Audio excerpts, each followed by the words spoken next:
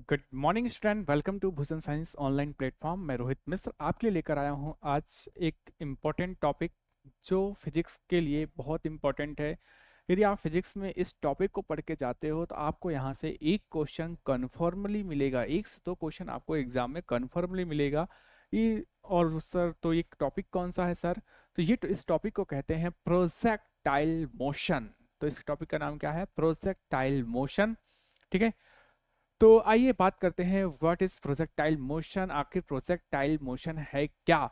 तो देखिए, projectile motion की जब बात आती है तो हम कहते हैं कि भाई किसी भी वस्तु को 90 डिग्री, ध्यान रखना, किसी भी वस्तु को 90 डिग्री के एंगल में छोड़कर किसी और एंगल से 90 डिग्री के एंगल को छोड़कर किसी और एंगल में यदि हम फेंकते हैं या ड्रॉप करते हैं तो जो वह वस्तु जिस पाथ से होकर गुजरेगी या जिस पाथ का अनुगमन करेगी तो उसके मोशन को, उसकी गति को हम कहते हैं प्रोजेक्टाइल मोशन अर्थात प्रक्षेप गति के नाम से जानी जाती है।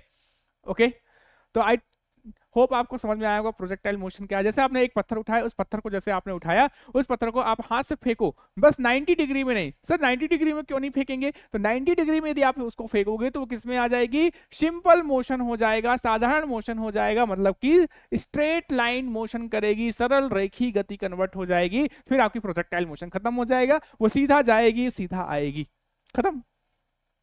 तो प्रोजेक्टाइल मोशन का पहली इंपॉर्टेंट कंडीशन यही है कि आपको 90 डिग्री पे नहीं फेंकना है। 90 डिग्री के एंगल को छोड़कर किसी भी एंगल में फेंको, चाहे आप 90 माइनस थीटा पे फेंको, चाहे 90 प्लस थीटा में फेंको, सब चलेगा। बस क्या नहीं चलेगा? 90 डिग्री आपका नहीं चलेगा।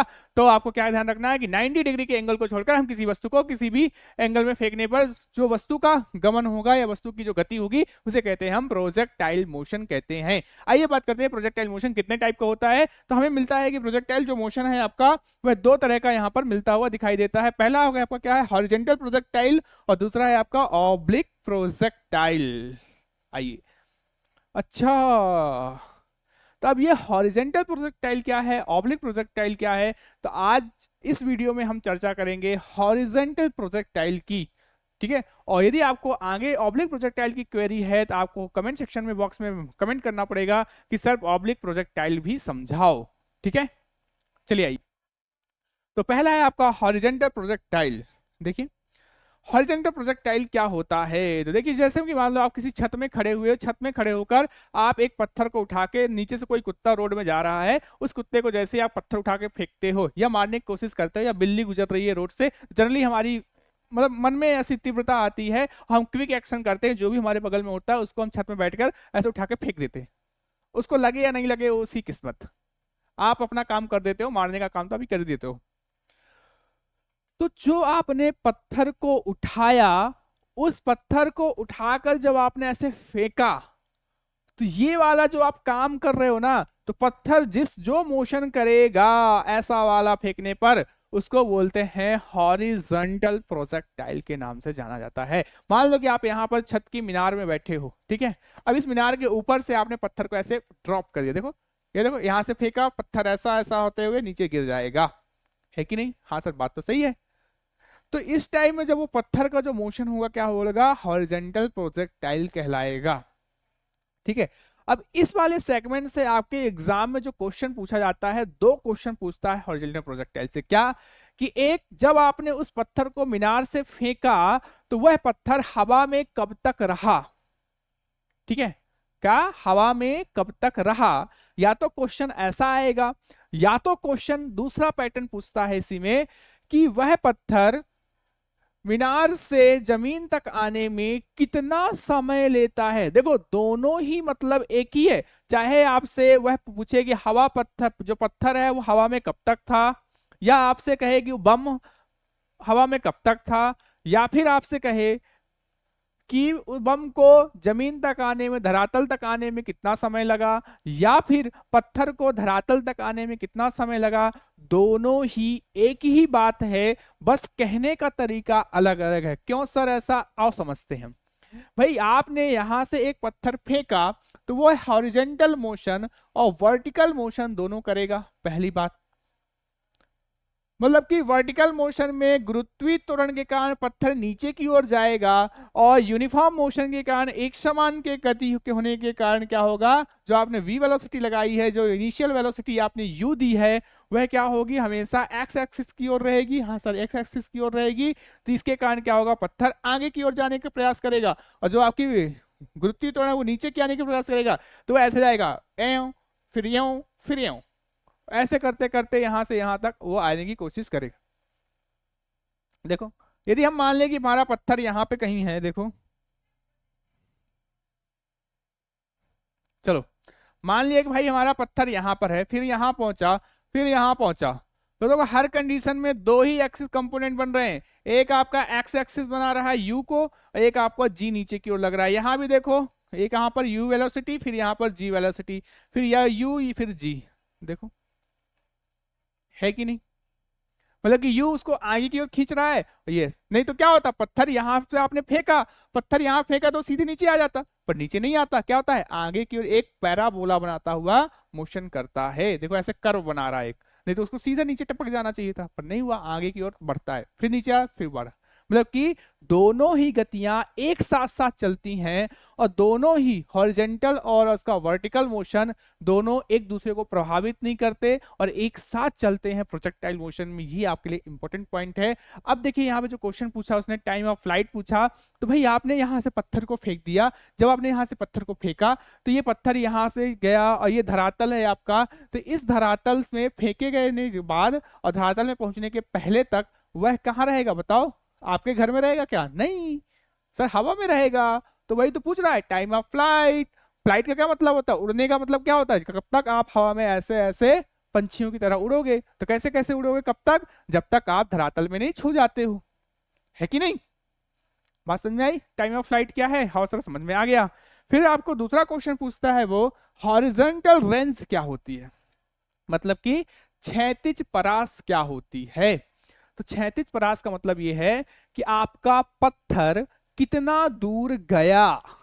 बात समझ में आ रही, समझ में आ रही बात, मतलब आपने किसी को पत्थर मारा, हो सकता है कि आपकी किसी से नहीं पटती है, ठीक है, किसी से नहीं पटती है, किसी ने आपको धोखा दे दिया प्यार में, तो आपको जो प्यार में धोखा दे दिया, अब आप छत में बैठे थे और जिसने धोखा दिया वो आपकी गली से गुजर रहा था, ठीक है, तो जिसने आपको प्यार में धोखा दिया वो आपकी गली से गुजर रहा था, तो आपने क्या किया, हो सकता है कि पत्थर उठाते उठाते वो थोड़ा सा आगे निकल गया, तो आपने उसको इतना तेज से फेंक के मारा छत से पत्थर, भाई गुस्सा, धोखा दिया है आपको प्यार में, उसको लग जाए, तो वो पत्थर धरातल में कितना दूरी तक गया।